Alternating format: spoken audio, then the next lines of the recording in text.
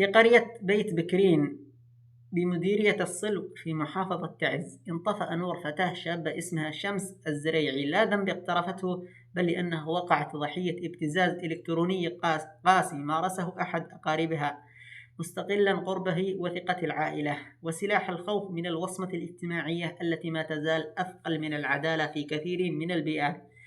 لم تحتمل شمس ثقل التهديد ولا قسوة الحصار النفسي ولا شعورها بأنها تدان بدل أن تحمى.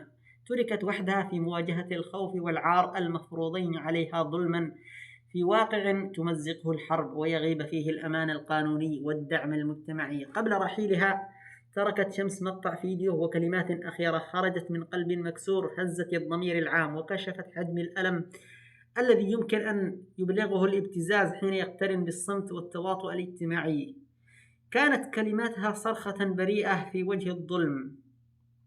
قالت في كلماتها الأخيرة: ما يشبه الوصية عند الله تجتمع الخصوم. جملة قصيرة لكنها ثقيلة بالعدالة المؤجلة وبالإيمان بأن حق المظلوم لا يضيع وإن طال الزمن. قضيتها أشعلت غضبا واسعا وأعادت فتح جرح مسكوت عنه. تزايد جرائم الابتزاز الإلكتروني في اليمن وغياب الحماية للضحايا خاصة النساء في ظل الحرب والانهيار المؤسسي، كما جددت المطالبات بمحاسبة الجناه بأقصى العقوبات وبكسر ثقافة لوم الضحية وبناء وعي يحمي الإنسان قبل السمعة. رحلت شمس لكن قصتها باقية، تذكرنا بأن الصمت يقتل وأن العدل ليس رفاهية وأن حماية الضحايا مسؤولية مجتمع كامل لا ذنب فرد أعزل رحمه الله.